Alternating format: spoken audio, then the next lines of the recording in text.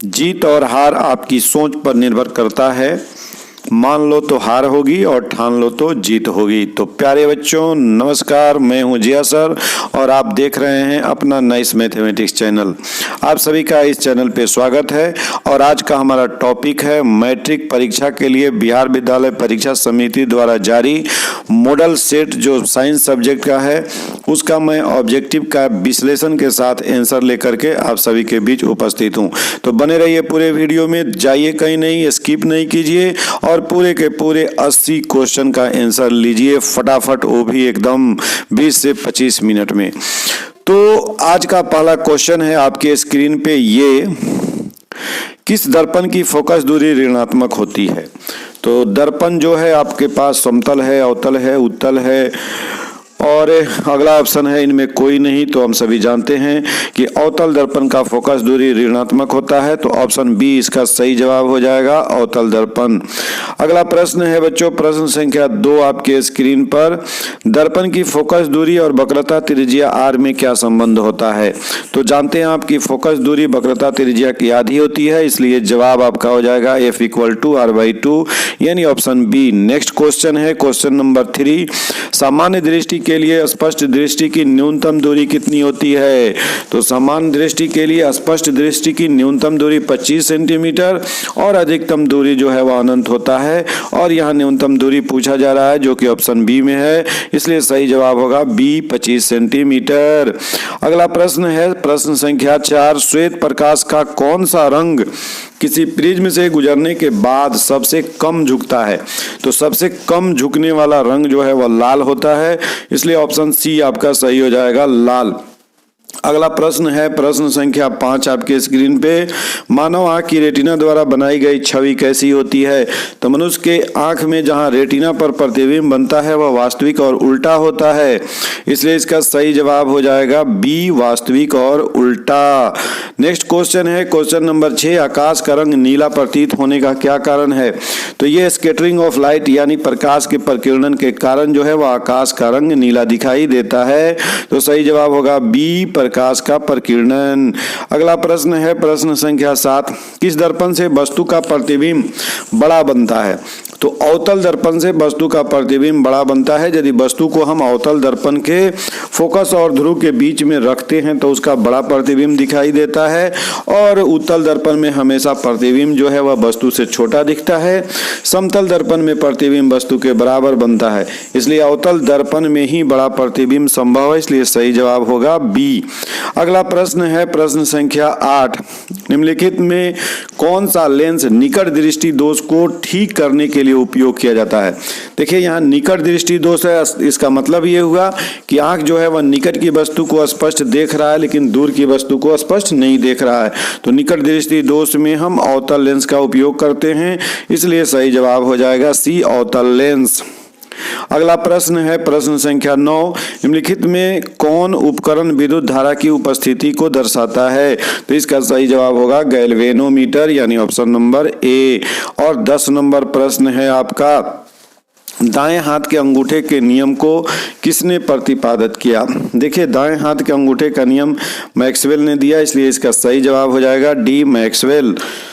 तो प्यारे बच्चों इस तरह के ऑब्जेक्टिव क्वेश्चन या और सब्जेक्टिव क्वेश्चन के हल के लिए आप बने रहिए नाइस मैथमेटिक्स चैनल के साथ। और यदि आप इस चैनल पे नए हैं या अभी तक आपने चैनल को सब्सक्राइब नहीं किया है तो फटाफट से आप चैनल को सब्सक्राइब कर लीजिए और एक लाइक जरूर कीजिएगा और अच्छा लगता है तो अपने दोस्तों में शेयर कीजिए ताकि सबकी तैयारी होती रहे। नेक्स्ट क्वेश्चन है हमारा क्वेश्चन नंबर 11, विभवांतर का एसआई मात्रक। तो विभवांतर का मात्रक वोल्ट होता है, इसलिए सही जवाब होगा ऑप्शन नंबर ए। 12 नंबर प्रश्न है, निम्नलिखित में किस संयोजन द्वारा प्रतिरोध का मान बढ़ता है। तो देखिए श्रेणी क्रम में हम जब प्रतिरोध को जोड़ते हैं तो सभी का सीधा जोड़ हो जाता है और इस तरह से प्रतिरोध का मान अधिक प्राप्त होता है, इसलिए ऑप्शन नंबर हो जाएगा ए, श्रेणी क्रम। अगला प्रश्न है प्रश्न संख्या 13, चुंबकीय बल रेखा की प्रकृति कैसी होती है। तो चुंबकीय बल रेखा की प्रकृति जो है वह काल्पनिक होती है, इसलिए सही जवाब होगा ए। अगला प्रश्न है प्रश्न संख्या 14, किलोवाट घंटा किसका मात्रक है, किलोवाट घंटा किसके बराबर है? तो 1 किलोवाट घंटा जो है वह 36 लाख जूल यानी 3.6 × 10⁶ जूल के बराबर होता है, इसलिए सही जवाब हो जाएगा सी। अगला प्रश्न है प्रश्न संख्या 15, नवीकरणीय ऊर्जा का स्रोत। तो नवीकरणीय ऊर्जा का स्रोत जो है वह सौर ऊर्जा है, इसलिए इसका सही जवाब होगा बी, सौर ऊर्जा। नेक्स्ट क्वेश्चन है क्वेश्चन नंबर 16, कौन सा लेंस अपसारी लेंस भी कहा जाता है? तो अपसारी लेंस हम लोग अवतल लेंस को कहते हैं और अभिसारी लेंस जो है यानी कन्वर्जिंग लेंस उत्तल लेंस को कहा जाता है। तो इसका सही जवाब होगा ऑप्शन नंबर ए, अवतल लेंस। अगला प्रश्न है प्रश्न संख्या 17, प्रकाश का प्राथमिक रंग यानी प्राइमरी कलर्स जो है वह रेड, ग्रीन और ब्लू तीनों होता है, इसलिए सही जवाब आपका हो जाएगा उपरोक्त सभी। अगला प्रश्न है प्रश्न संख्या 18, निम्नलिखित में से कौन नेत्र का रंगीन भाग होता है? तो आंख का जो रंगीन भाग होता है उसको आइरिस बोलते हैं, तो सही जवाब होगा आपका डी, आइरिस। अगला प्रश्न है हॉर्स पावर। तो 1 हॉर्स पावर में 746 वाट होता है, इसलिए इसका सही जवाब होगा ए, 746 वाट। नेक्स्ट क्वेश्चन है बच्चों क्वेश्चन नंबर 20, विशालक शीशा यानी मैग्नीफाइंग ग्लास होता है। तो मैग्नीफाइंग ग्लास में उत्तल लेंस का उपयोग करते हैं, उत्तल लेंस से वस्तु का बड़ा प्रतिबिंब दिखता है, इसलिए सही जवाब हो जाएगा आपका बी। अगला है जब किसी चालक तार से विद्युत धारा प्रवाहित होती है तो गतिशील कण इलेक्ट्रॉन होते हैं, इसलिए सही जवाब होगा डी। तो फटाफट से आप सारे क्वेश्चन को कीजिए, 80 क्वेश्चन है इस सेट में, हम लोग 80 क्वेश्चन को जल्दी जल्दी से करेंगे और इस तरह से तैयारी आपकी होती रहेगी। एम्पियर घंटा मात्रक है, एम्पियर घंटा जो है वह आवेश का मात्रक है, वैसे आवेश का मात्रक कूलम भी होता है और एम्पियर घंटा भी है। 1 एम्पियर घंटा 3600 कूलम आवेश के बराबर होता है, तो इसका सही जवाब हो जाएगा बी, कुल आवेश का। अगला प्रश्न है प्रश्न संख्या 23 आपके स्क्रीन पर, निम्नलिखित में कौन सा मात्रक वाट के बराबर होता है? तो वाट जो है वह शक्ति का मात्रक है और शक्ति बराबर होता है काम करने की जो दर होती है उसको शक्ति कहते हैं, यानी वर्क बाय टाइम। तो वर्क का जूल और टाइम का सेकेंड यानी जूल पर सेकेंड होगा, तो वाट जो है वह बराबर होता है जूल पर सेकेंड के, यानी ऑप्शन नंबर ए सही होगा। अगला क्वेश्चन है विद्युत धारा का मात्रक। तो देखिए विद्युत धारा का मात्रक जो है वह एम्पियर है, इसलिए आपका सही जवाब हो जाएगा ए, एम्पियर। नेक्स्ट क्वेश्चन है ग्लोबल वार्मिंग के लिए उत्तरदायी गैस, यहाँ कार्बन डाइऑक्साइड है, इसलिए लिखेंगे सी ऑप्शन। नेक्स्ट क्वेश्चन है बच्चों 26 नंबर, शरीर में भोजन का पचना किस प्रकार की अभिक्रिया है? तो शरीर में भोजन का पचना ऑक्सीडेशन रिएक्शन है, यानी उपचयन अभिक्रिया है, इसलिए इसका सही जवाब होगा ए। कली चूना पर जल डाला जाता है तब अभिक्रिया होती है, इससे उष्मा निकलती है, इसलिए इसको एक्सोथर्मिक यानी उष्माक्षेपी अभिक्रिया कहते हैं, तो इसका सही जवाब हो जाएगा ए। नेक्स्ट क्वेश्चन है निम्नलिखित में कौन सबसे अधिक अभिक्रियाशील है? तो देखिए यहाँ कुछ धातु दिए गए हैं, जैसे कॉपर है, मरकरी है, आयरन है, ये है सोना है और चांदी है। तो इसमें सबसे अधिक क्रियाशील धातु यहाँ जो 4 दिया गया है इसमें कॉपर है, इसलिए सही जवाब होगा ए, कॉपर। अगला प्रश्न है बच्चों प्रश्न संख्या 29, चूना जल का रासायनिक सूत्र। तो चूना जल का रासायनिक सूत्र है कैल्शियम हाइड्रोक्साइड यानी CaOH2, तो इसका सही जवाब हो जाएगा डी। अगला प्रश्न है कोई विलयन लाल लिटमस को नीला करता है। देखिए यहाँ सीधे आपको अम्ल और भस्म नहीं पूछ रहा है, लाल लिटमस पत्र को नीला करता है, तो आपको याद रखना है नीले को लाल करता है अम्ल और लाल को नीला करता है भस्म, तो भस्म होगा। और ये भी आप जानते हैं कि भस्म का pH मान 7 से अधिक होता है, तो 7 से अधिक जो है यहाँ 10 और 11 दोनों है, यानी ए और बी दोनों है, इसलिए सही जवाब हो जाएगा आपका डी। अगला क्वेश्चन है क्वेश्चन नंबर 31, अल्काइन में कार्बन के बीच कितने सहसंयोजक बंधन होते हैं? तो अल्काइन में 3 बंधन होते हैं कार्बन कार्बन के बीच, इसलिए इसका सही जवाब हो जाएगा सी। प्यारे बच्चों तो नेक्स्ट क्वेश्चन है आपका ग्लूकोज का आणविक सूत्र क्या है? देखिए ग्लूकोज का याद रखना है आपको C6H12O6, C6H12O6 इसको याद कर लीजिए, आपका ऑप्शन नंबर ए। नेक्स्ट है उच्च वसीय अम्लों के सोडियम लवण क्या कहलाते हैं? यानी इसको हम साबुन बोल सकते हैं, तो इसका सही जवाब होगा हमारा 33 का ए, साबुन। अगला क्वेश्चन है, यहाँ देखिए अभिक्रियाशील समूह से और ये अल्डिहाइड का क्रियाशील समूह है CHO, इसलिए सही जवाब होगा आपका ए। नेक्स्ट क्वेश्चन है, आवर्त सारणी के किसी आवर्त में बाएं से दाएं जाने पर तत्वों के परमाणु की त्रिज्या, तो परमाणु की त्रिज्या घटती जाती है। हम जैसे जैसे दाएं से की ओर जाते हैं, बाएं से दाएं की ओर, तो घटता जाता है, इसलिए इसका सही जवाब होगा ए, ऑप्शन नंबर ए। तो आप जल्दी जल्दी इन सारे क्वेश्चन को कर लीजिए। ये सभी क्वेश्चन जो है परीक्षा के दृष्टिकोण से काफ़ी उपयोगी हैं और देखिए कितना मज़ा आ रहा है सवाल को करने में, सवाल कितने आसानी से बन रहे हैं, इसका मतलब आपकी तैयारी ठीक ठाक है। तो आइए देखते हैं अगला क्वेश्चन 36 नंबर। निम्नलिखित तत्वों को उनके अधातु गुण के अनुसार बढ़ते क्रम में सजाया गया है, यानी अधात्वी गुण कैसे कैसे बढ़ रहा है। देखिए तो जैसे लिथियम है, बेरिलियम है, ऑक्सीजन है, कार्बन है, बेरिलियम है और Fe फ्लोरीन है। तो इसमें ऑप्शन जो दिया गया है बढ़ते क्रम में वह बी ऑप्शन होगा। लिथियम सबसे पहले होगा और फ्लोरीन F जो है वह सबसे बाद में होगा, इसलिए सही जवाब होगा आपका बी। अगला क्वेश्चन है क्वेश्चन नंबर 37। सिलिकॉन क्या है? तो सिलिकॉन एक उपधातु यानी मेटलॉयड्स है, इसलिए इसका सही जवाब होगा सी। नेक्स्ट क्वेश्चन है बच्चों क्वेश्चन नंबर 38। निम्नलिखित में कौन विद्युत धनात्मक तत्व है? कितना आसान सा क्वेश्चन। इसमें जैसे सोडियम जो है Na+ बनाता है और क्लोरीन Cl- के साथ कंबाइन होकर के NaCl बनता है। यहाँ जो है विद्युत धनात्मक तत्व जो है वह क्या है? सोडियम है, जिसकी संकेत यहाँ दिया हुआ है सी में Na। अगला प्रश्न है, टिहरी बांध का निर्माण किस प्रदेश में किया गया है? तो टिहरी बांध जो है वह उत्तराखंड में है, उत्तर प्रदेश नहीं, उत्तराखंड, ऑप्शन नंबर बी। देखिए निम्नलिखित में किस धातु को केरोसिन में डुबा कर रखा जाता है? तो यहाँ जो ऑप्शन दिया गया उसमें सोडियम होगा, सोडियम को केरोसिन में डुबा करके रखा जाता है। अगला प्रश्न है प्रश्न संख्या 41। अपमार्जक से बनाए जाते हैं Surf Excel, shampoo, easy Surf, ये सभी बनाए जाते हैं अपमार्जक से, इसलिए इसका सही जवाब होगा उपरोक्त सभी। अगला प्रश्न है, सौर सेल में किसका उपयोग होता है? तो सौर सेल यानी सोलर सेल में सिलिकॉन का उपयोग होता है, इसलिए इसका सही जवाब होगा बी, सिलिकॉन। अगला प्रश्न है 43 नंबर। निम्नलिखित में से किसका उपयोग खाना बनाने वाले ईंधन में नहीं होता है? ये ध्यान रखना है कि कहाँ होता है कहाँ नहीं होता है, क्या पूछ रहा है। तो CNG का उपयोग नहीं होता, LPG, बायोगैस, कोयला, इस सब का उपयोग होता है। ये CNG कंप्रेस्ड नेचुरल गैस है, इसका गाड़ी वगैरह में ईंधन के रूप में इस्तेमाल होता है, तो सही जवाब होगा आपका ए, CNG। नेक्स्ट क्वेश्चन है question number 44। 2Cu + O2 2CuO ये क्या है? किस तरह की अभिक्रिया है? तो देखिए यहाँ कॉपर के साथ ऑक्सीजन का संयोग हो रहा है और ऑक्सीजन का संयोग ऑक्सीकरण कहलाता है, इसलिए इसका सही जवाब हो जाएगा ए, ऑक्सीकरण। निम्नलिखित में कौन सा समीकरण संतुलित नहीं है? ये तो बड़ा आसान सवाल आपको मिल गया। देखिए पहला में हाइड्रोजन क्लोरीन दोनों तरफ बराबर है, दूसरा में Pb, ठीक है, NO2 देखिए एक तरफ 2 है एक तरफ NO3 है, यही बी ऑप्शन हो जाएगा। ये दोनों तरफ नाइट्रोजन बराबर नहीं है, तो ऑप्शन नंबर बी इसका सही जवाब होगा।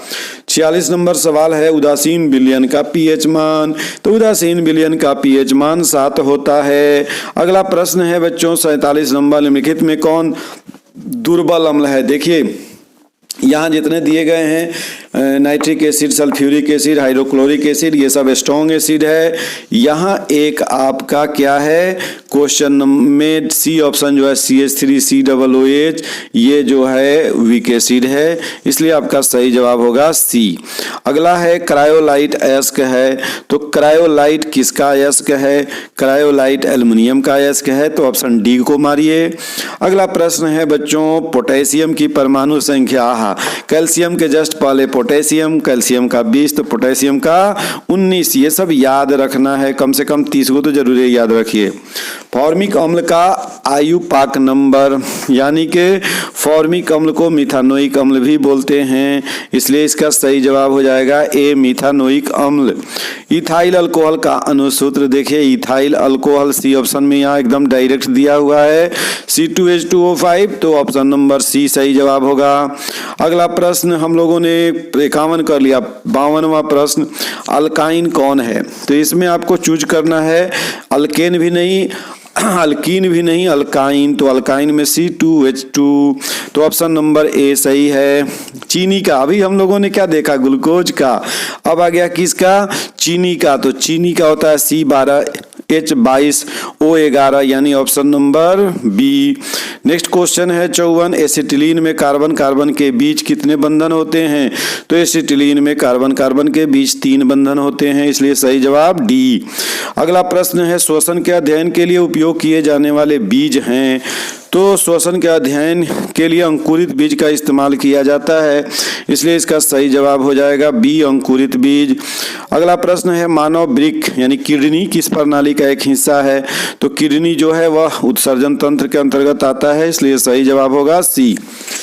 57 नंबर है पौधों में जाइलम निम्नलिखित में से किसके परिवहन के लिए जिम्मेवार होता है, तो पौधे में 2 चीज है आप देखेंगे, एक होता है जाइलम और एक होता है फ्लोएम। तो जाइलम जो है वह रॉ मटेरियल को ऊपर ले जाता है, पानी खनिज लवण को, और इसमें ऑप्शन में पानी दिया हुआ है, इसलिए आपका सही जवाब हो जाएगा ऑप्शन नंबर ए, पानी। और फ्लोएम का काम क्या है, वह क्या करता है, खाद्य पदार्थ को चारों तरफ पहुंचाता है। अगला प्रश्न है प्रश्न संख्या 58, श्वसन के दौरान कौन सी गैस निकलती है, तो जंतुओं में श्वसन के दौरान कार्बन डाइऑक्साइड गैस निकलती है, इसलिए सही जवाब होगा ए। फलों के पकने को निम्न में से किससे नियंत्रित करते हैं, तो इथिलीन के द्वारा फलों को आसानी से पकाया जा सकता है, इसलिए अब जवाब होगा आपका सी। अगला प्रश्न है 60 नंबर, न्यूरॉन वह हिस्सा जहां जानकारी हासिल की जाती है वह है डेंड्राइट, यानी ऑप्शन नंबर ए। तो जितने जल्दी हम आंसर को बता रहे हैं उतना ही जल्दी आपको भी याद रखना है, ताकि क्वेश्चन मिलते ही आप फटाफट 40 क्वेश्चन का आंसर कर दें। एक बात हमेशा ध्यान रखना है, आपको 80 के 80 नहीं करने हैं, आपको कितने आंसर करने हैं, आपको मात्र 40 करना है, 80 में 40। अगला प्रश्न है 61 नंबर, निम्नलिखित में से कौन आपातकाल का हार्मोन है, तो आपातकाल का हार्मोन इसमें कौन है, एड्रीनल है, एड्रीनैलिन, तो आपको ऑप्शन नंबर ए टिक करना है। अगला प्रश्न है बच्चों 62 नंबर, निम्नलिखित में कौन सी अनैच्छिक क्रिया नहीं है, अनैच्छिक क्रिया है नहीं पूछ रहा है, नहीं है, तो चबाना जो है वह ऐच्छिक क्रिया है, ये है अनैच्छिक नहीं में चबाना, डी ऑप्शन। मानव में गर्भ की अवधि कितनी होती है, तो मानव में गर्भ की अवधि 9 महीने यानी 270 दिन होता है। अब है कि गंगा एक्शन प्लान 1985 में शुरू हुआ, इसलिए इसका सही जवाब होगा बी 1985। नेक्स्ट क्वेश्चन है क्वेश्चन नंबर 65, मुकुलन द्वारा अलैंगिक जनन कहाँ होता है, ईस्ट में, तो सही जवाब होगा इसका ईस्ट। 66 नंबर, निम्नलिखित में कौन सी बीमारी श्वसन से संबंधित है, डायरिया नहीं, टीबी हाँ, निमोनिया हाँ, यानी टीबी और निमोनिया दोनों जो है वह श्वसन से संबंधित है, इसलिए इसका सही जवाब होगा डी, यानी बी और सी दोनों। मनुष्य और अन्य मांसाहारी जीव निम्नलिखित में से किसका पाचन नहीं कर पाते, तो सेलुलोज का पाचन नहीं कर पाते, इसलिए सही जवाब होगा सेलुलोज। 68, ब्रेन हेमरेज का मुख्य कारण हाइपरटेंशन है, यानी सही जवाब हो जाएगा सी, हाइपरटेंशन। निम्न में से परजीवी पादप का उदाहरण, तो परजीवी पादप जो है कसकुट्टा है, इसका सही जवाब हो जाएगा बी, कसकुट्टा। 70 नंबर, हृदय से रक्त को संपूर्ण शरीर में पंप किया जाता है निलय द्वारा, तो सही जवाब हो जाएगा आपका निलय। अगला क्वेश्चन है 71, हाइड्रा में अलैंगिक जनन की विधि है, तो हाइड्रा में अलैंगिक जनन की विधि मुकुलन है, इसलिए सही जवाब होगा ए। जनन संचारित रोग है सिफिलिस, एड्स, गोनोरिया, इनमें सभी, तो इसका सही जवाब हो जाएगा सभी। सेक्सुअली ट्रांसमिटेड डिजीज यहाँ जितना दिया गया वह सब है, एड्स भी है, सिफिलिस भी है, गोनोरिया भी है। अगला प्रश्न है प्रश्न संख्या 73, पुष्प का सबसे बाहरी भाग यानी फूल के सबसे बाहरी भाग को बाह्य दलपुंज कहते हैं, इसलिए सही जवाब होगा ए। अगला प्रश्न है बच्चों 74 नंबर, ब्लड समूह ए में कौन सा एंटीबॉडी होता है? तो ऑप्शन हो जाएगा इसका बी, यानी कि सी नंबर में दिया हुआ है बी ग्रुप। ब्लड समूह ए में कौन सा एंटीबॉडी होता है? तो बी, यानी ऑप्शन नंबर सी इसका सही जवाब होगा। अगला प्रश्न है रक्त में ग्लूकोज की मात्रा निम्नलिखित में से कौन नियंत्रित नहीं करता है? तो इसका सही जवाब होगा ये रक्त में ग्लूकोज की मात्रा निम्नलिखित में से कौन नियंत्रित करता है होना चाहिए। यह इंसुलिन करता है, इसलिए यहाँ जो है नहीं को हटा दिया जाए तो आपका सही जवाब हो जाएगा ए इंसुलिन। अगला है पादप वृद्धि हार्मोन, पादप वृद्धि हार्मोन है वह जिब्रेलिन है, इसलिए सही जवाब हो जाएगा आपका ए जिब्रेलिन। अगला प्रश्न है प्रश्न संख्या 77, हार्मोन स्रावित होता है। हार्मोन जो है वह अंतःस्रावी ग्रंथि से स्रावित होता है, इसलिए सही जवाब है ए। मनुष्य के मुख गुहा में कितने जोड़े लार ग्रंथियां पाई जाती हैं? तो 3 जोड़ी लार ग्रंथियां पाई जाती है मुख गुहा में, इसलिए ऑप्शन नंबर सी। अगला प्रश्न है एंड्रोजेन क्या है? तो एंड्रोजेन जो है वह मेल हार्मोन है, इसलिए सही जवाब हो जाएगा मेल हार्मोन। और अंतिम आज का क्वेश्चन है 80 नंबर, मटर को अपने प्रयोग के लिए किसने चुना था? तो मेंडल ने चुना था, इसलिए सही जवाब हो जाएगा ए। तो इस तरह से बच्चों आज हम लोगों ने पूरे के पूरे मॉडल सेट के 80 ऑब्जेक्टिव क्वेश्चन को किया। तो मुझे उम्मीद है कि ये वीडियो आपके लिए काफ़ी उपयोगी साबित होगा। अगले वीडियो में हम लोग मिलते हैं फिर लॉन्ग क्वेश्चन के साथ। यदि अभी तक आपने चैनल को सब्सक्राइब नहीं किया है तो आप फटाफट चैनल को सब्सक्राइब कर लीजिए, एक लाइक कीजिए और वीडियो यदि अच्छा लगा है तो अपने दोस्तों में शेयर कीजिए ताकि परीक्षा की तैयारी सबकी होती रहे। फिर मिलते हैं अगले वीडियो में। Okay bye.